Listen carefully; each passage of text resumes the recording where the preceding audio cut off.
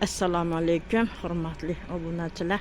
Bugun 2026-yil 24-yanvar soat 11 dan o'tdi. Hozir qarang, bizda ham avval kuni kechga borib rosa qor yog'di. Kecha kuni bilan oz-moz yog'ib turdi. Kechasi rosa sovuq bo'ldi. Mana qarang, yo'llar rosa xavfli. Muzlab qolgan. Mana oynak, misoli oynak. Oyog'ingiz turmaydi, sirpanib ketadi. Quyosh tushgan joylari endi eriyapti. Mana bu joylar esa ham xavfli. Oynak. Misoli qo'rqasiz yurgan.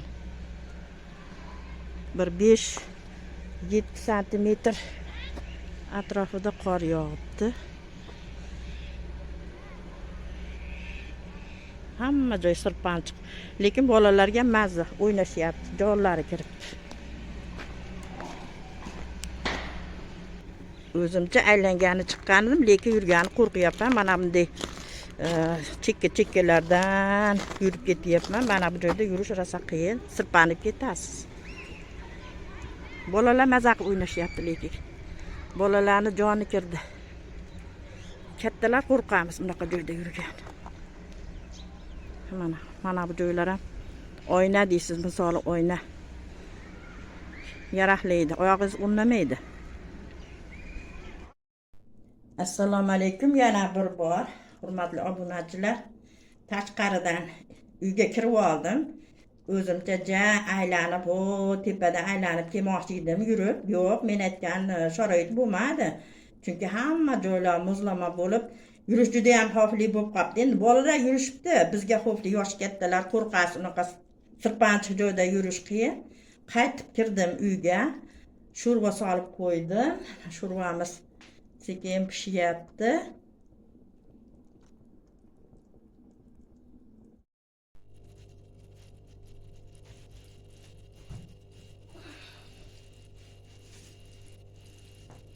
Issiqqina choylarni ichib, sizlar bilan xudo xolasa suhbatlashamiz. Mana bu sovuq kunda novvotli choylar ichib tursak foydali bo'lsa kerak, o'rtoqlar.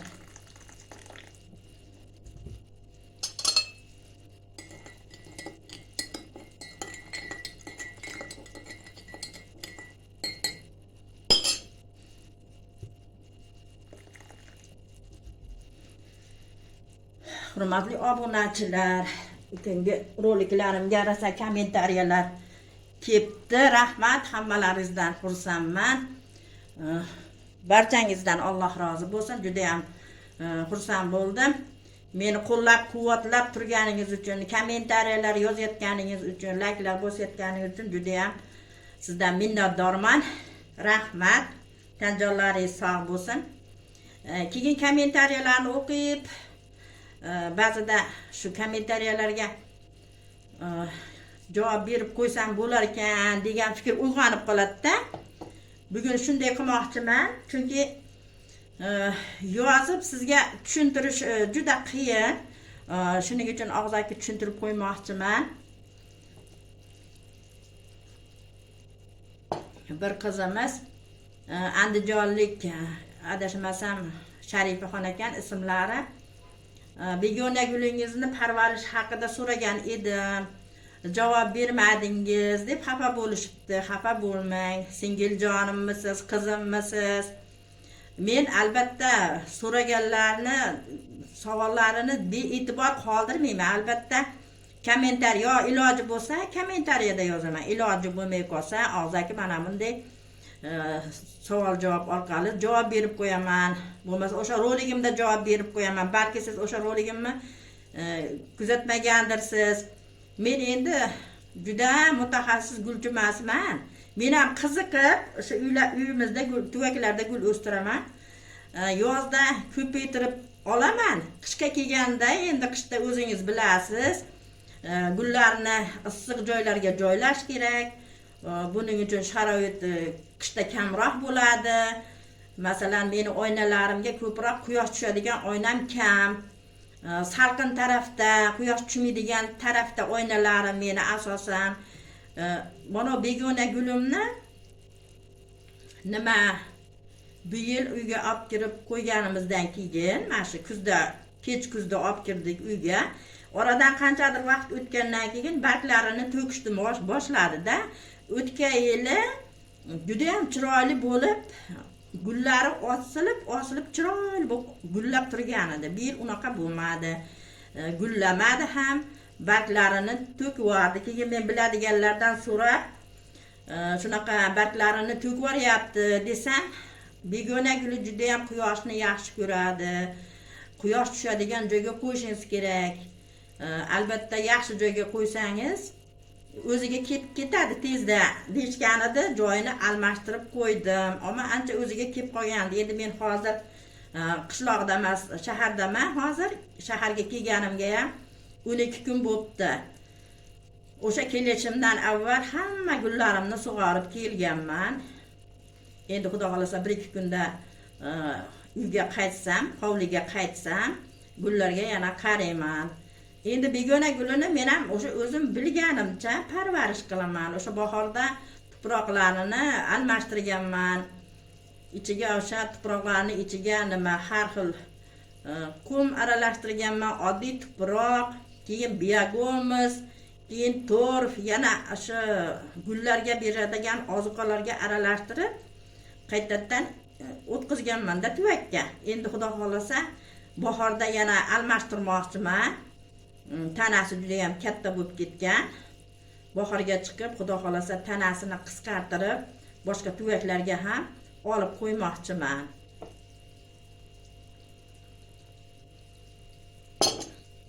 Endi begona gulimiz haqida nimalarimiz mana shular.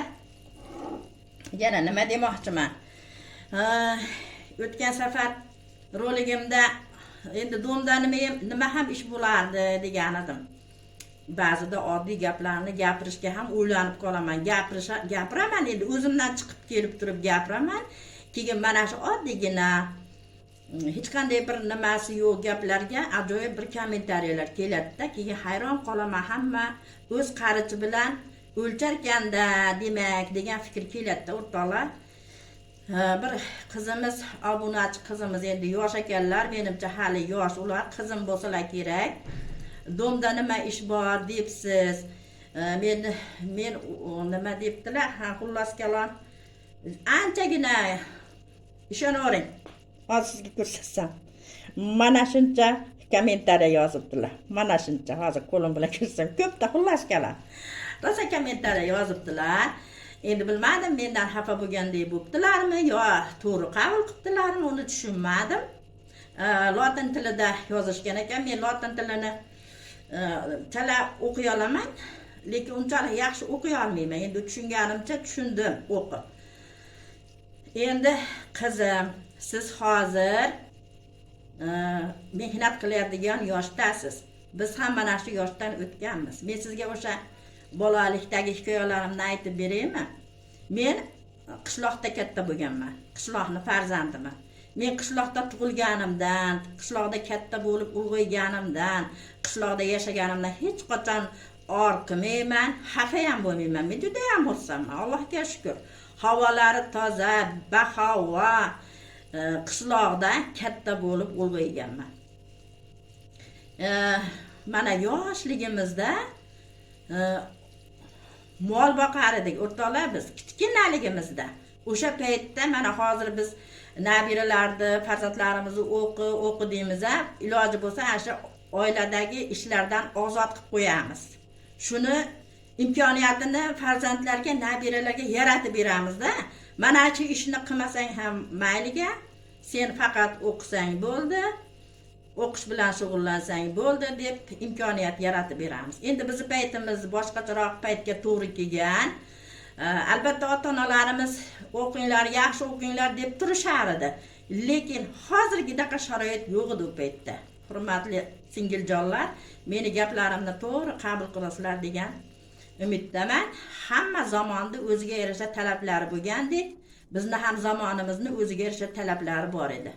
Biz ash ota-onalarimiz juda qattiq o'qi demasa ham o'qigan ekanmiz deymanda, mollarni boqar edik, 3-4 ta molni. Dalaga u paytda katta-katta maydonlarga kolxozlar bu nima ekardi, beda ekardi, makka jo'xori ekardi. Kolxozlar o'sha makka jo'xori bedalarni yig'ishtirib ketgandan keyin aholiga mol qo'ylarni boqib olishga ruxsat berilardi qanchagadir. Shu paytda biz ham mollarni yetilab o'sha joylarga boqqani olib borardik, mahallamizning qizlari. 3tadan 4tadan mollarni o'sha joyga qo'yib yuborib, bir tugundan o't qilib, boshimizga qo'yib, molimizni ham qonini to'ydirib, ham o'tni ham boshimizga qo'yib olib kelardik uyga. Keyin otalarimiz, meni qizim keldi, mana mollarni qonlarini to'ydirib, o'tlarni ham qilib ketdi, barakalla qizim desalar, biz xursand bo'lib ertaga yana shu ishni qilaverardik. Mana shuncha ishlarni qilib ham, mollarni boqib ham yaxshi o'qigan ekanmiz. Endi institutda o'qimagan bo'lsak ham texnikumlarga o'qishga kirib o'qidik, o'qishlarni yaxshi baholarga bitirdik.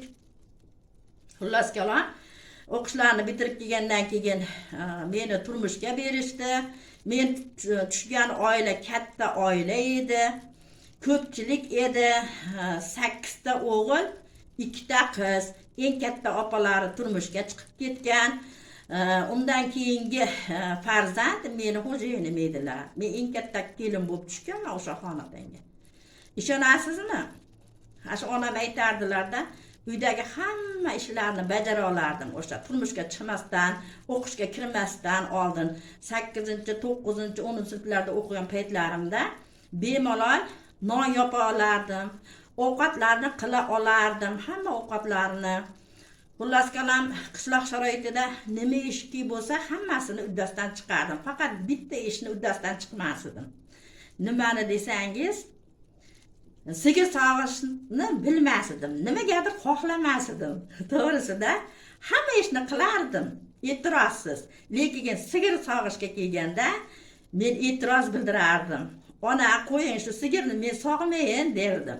Keyin onam aytardilar-ki, sen qiz, seni turmushga bersam, meni uyaltirib qo'yasan, sigir sog'ishni bilmas ekan degan nomni olasan sen, deb onam jo'rardilar. Keyin bo'pti, bugun men sog'aman, olib keling paqirni derdim-da, molni yoniga borganimdan, sigirni yoniga borganimdan keyin yo'q, ona sog'mayman deb sog'mas edim. Ishonasizmi? Shunaqa qilib o'zimizning uyimizda sigir sog'madim, boshqa hamma ishni qildim. Keyin o'sha katta oilaga kelin bo'lib tushdim. U joyda ham sigirlar, qo'ylar, hamma narsa bor ekan, katta oila ekan, katta xo'jalik ekan. Bir kuni o'sha kelinchak bo'lganimda 3-kunida uyga kechki tarafga mehmonlar kelib qolishdi. Sigir sog'adigan payti bo'lib qoldi shunda. Keyin qaynona onajonim aytdilar-ki, "Qizim, sigirni sog'ib kelalasizmi?" dedilar. "Ishonasizmi? Oriyatning kuchliligini qarang." Bilmayman deya olmadim. "Ha, sog'ib kela olaman" dedim. Keyin meni xo'jayinimdan keyingi kichkina qaynog'amga aytdilar-ki, "Bor sen molni qashib turgan cho'p olib, bu kelinoying molni sog'ib oladi" dedilar. Keyin qishloqda ko'rib katta bo'lganman-ku, sigirni qanaqa sog'adi, nima qilish kerak sog'ishdan oldin, hammasini bilaman. Ko'zim pishib ketgan, faqat sog'maganman xolos. Keyin choynakda issiq suvni olib borib, sigirni yelinlarini yuvib, artib, ishonasizmi, jur'atni qarang. Uyimizda biror marta sigir sog'magan odam sigirni sog'dim o'sha kuni. Shundan boshlab sigir sog'ib ketdim. Katta oilaga tushganman. O'sha xonadonda 3 ta farzand ko'rdim. Ishonsangiz, agar katta xamir qiladigan tog'ora bor edi. Hozir siz u tog'orani tasavvur ham qila olmaysiz. Bir yopganimizda 40 tadan non yopardik. Hurmatli singiljonlar, qizjonlar, hech qachon bir tandir non yopganimizni men eslay olmayman o'sha xonadonda. 2 tandir nonni xamirini o'sha katta tog'orada sutlarga qorirdim. Bir marta qorib olibdi, butikasiga olardim, yonida yana solib, yana ikkinchi xamirni ham qorardim. 39 ta, 40 ta, 38 ta non bo'lardi har safar. Choyimni ichib olaymi?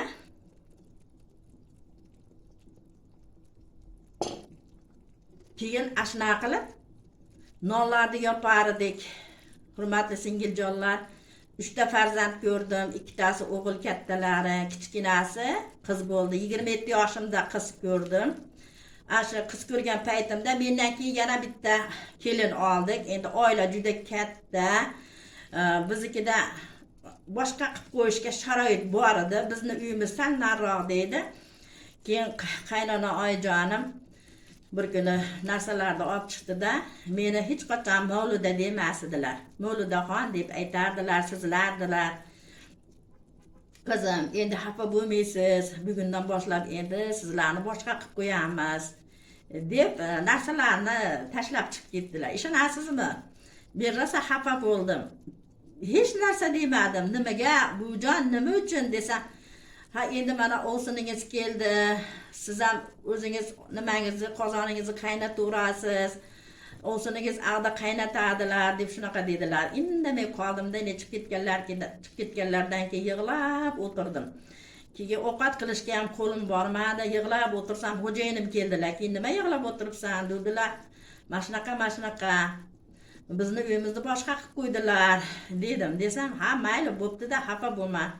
Ertaga senga gaz plita olib kelib beraman dedilar. O'chog'imiz bor edi, u paytda ayvonlarda o'choq bo'lardi eski uylarda. Gaz plita olib kelib berdilar. Shu bilan uyimiz boshqa bo'ldi. Keyin 3-qiz farzandimni ko'rdim. O'sha qizim juda ham nima deydi, yig'loqi bo'ldi. Tinmasdan yig'lar edi. Doktorlarga ko'rsatsam, mana shunaqa yig'laveradi, ko'p yig'laydi, tinmasdan yig'laydi desam, farzandingiz soppa sog'lom derdilar ko'rgandan keyin. Sog'lom bo'lgandan keyin yig'laydi-da derdilar. Keyin uyimizda 4ta buqa boylab qo'yganlar xo'jayinim. U buqalarni ham boqaman. Qo'limda yig'laydigan farzandim bor. 3ta farzand, mol, qo'ylarim ham bor uni ichida. Non yopaman, kirlarimni yuvaman. Hozirgi sharoit qayda deysiz u paytda? Bunaqa sharoitlar bo'lmagan biz paytimizda. Juda qiyin sharoit bo'lgan. Hamma narsa asosan nimada bajarilardi. Juda qiyinchilik payti edi-da, xullas kalon. Uxlamasdan qizni ishonasizmi katta qilganman. 5 oylik bolani bilasizmi? 5 oylik bola o'tira olmaydi. Men o'sha bolani atrofiga yostiqlarniga o'rab qo'yib, oldiga o'yinchoqlarni tashlardim. 5 oylik bola o'yinchoqni arang biladi, to'g'rimi? Haligi bolani shunday o'yinchoqlarni tashlab, mollarga yem bergani ketardim. Taglarini ko'rardim, yemini qo'yardim. Keginimcha ishonavering, haligi bola yig'lab bo'lganicha bo'lar edi. Ashaqda turib, bolamni yig'layotganini eshitib turardim. Shunaqangi shoshardimki mollarga qaragani. Keyin mollarni taglarini ko'rib, yemlarini berib, qo'limni sovullab yuvib, bolamni, farzandimni qornini to'yg'izardim. Undan keyin o'zimni qornimni to'yg'izardim. Hurmatli singiljonlar, hamma narsani o'zini vaqt soati bor. Mehnatni ham biz ham rosa mehnat qilganmiz. Hozir ham tinmayman. Hozir ham kelinga qarab o'tirmayman. Sog'lom bo'lsam, bir joyim og'rimay turgan bo'lsa, albatta uydagi ishlarni hammasini bajaraman. Men domda nima ham ish bor deganimning ma'nosi, domga qaraganda hovlida ish ko'p. Men shuni nazarda tutib aytdim. Hurmatli qizim, kim bo'lsangiz ham-da, meni gaplarimdan siz xafa bo'lmang. Men sizdan kelib chiqib aytmadim bu gapni. Men o'zimdan kelib chiqib aytdim. Siz ham meni yoshimga yetganingizda mehnatni kamroq qilasiz, Xudo xolasa. Rohatda, farog'atda o'tirasiz. Mana endi hozir domda yashayapman. Aytganimdek, domda nima ish bor? Masalan, biz o'shancha ishni qilib yurgan odamga bu domdagi ish hech narsa emas, to'g'rimi? Bir qadamda suv chiqib turadi, qo'lingizni yuvasiz. Mana gaz, tabiiy gaz porlab yonib turibdi. Uylar issiq. Nima ish bor? Kir yuvish, non yopmasangiz, mol qo'y boqmasangiz, agarotga qaramasangiz, hovli shipirmasangiz, to'g'ri, bolalaringizni kirchirini yuvasiz. Lekin bizga o'xshab qirqtalab non yopmaysiz-ku, to'g'rimi? Meni gaplarimdan xafa bo'lmaysiz. Men o'zimdan kelib chiqib turib aytdim u gaplarni. Sizga tegishli emas. Men sizni tanimayman ham, sizni bilmayman ham, sizni qanaqa mehnat qilyapsiz, qilmayapsiz men bilmayman. Shuning uchun aytyapman, hamma narsani o'zini vaqt soati bor. Hurmatli qizjonlarim, kelinjonlarim. Endi sho'rvamizdan ham bir xabar olib qo'yaylik a.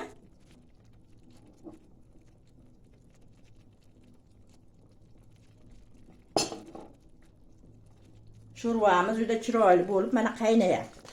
Mana.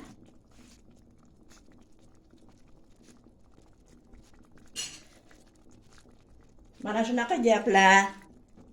Hurmatli opa-singiljonlar.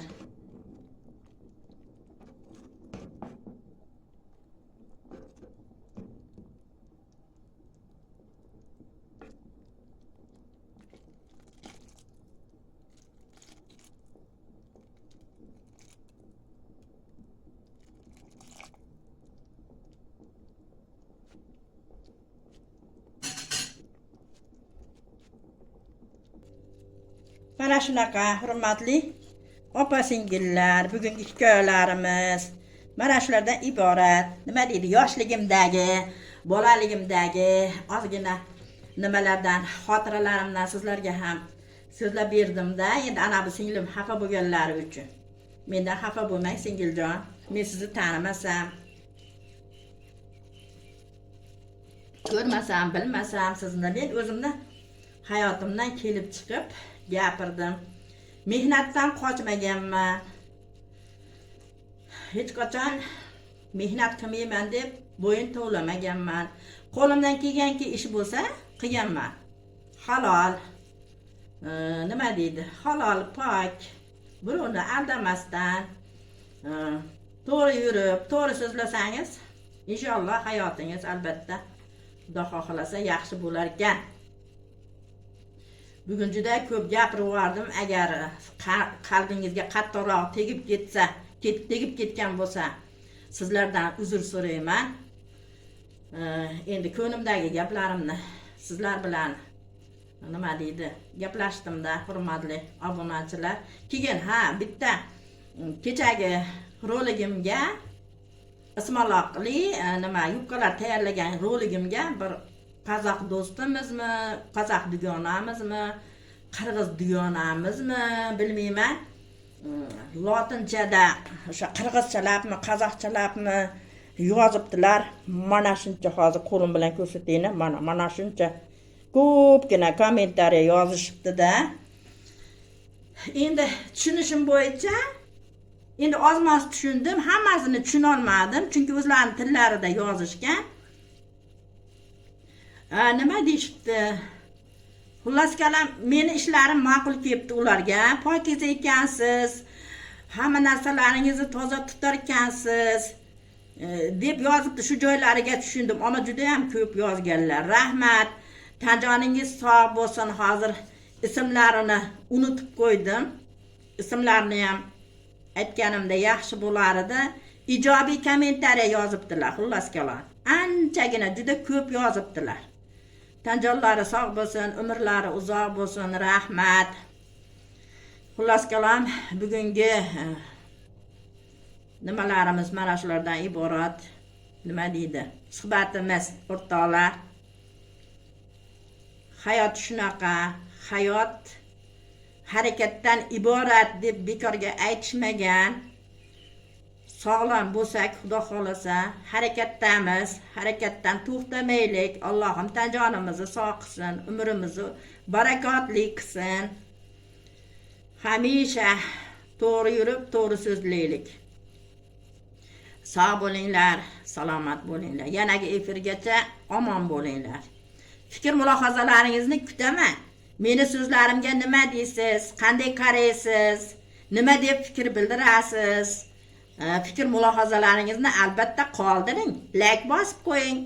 Obuna bo'lmagan opa-singillar Hovlidagi go'zallik kanaliga xush kelibsiz. Obuna bo'lib qo'ying. Sog' bo'ling, salomat bo'ling. Allohga omonat bo'ling. Assalomu alaykum va rahmatullohi va barakatuh.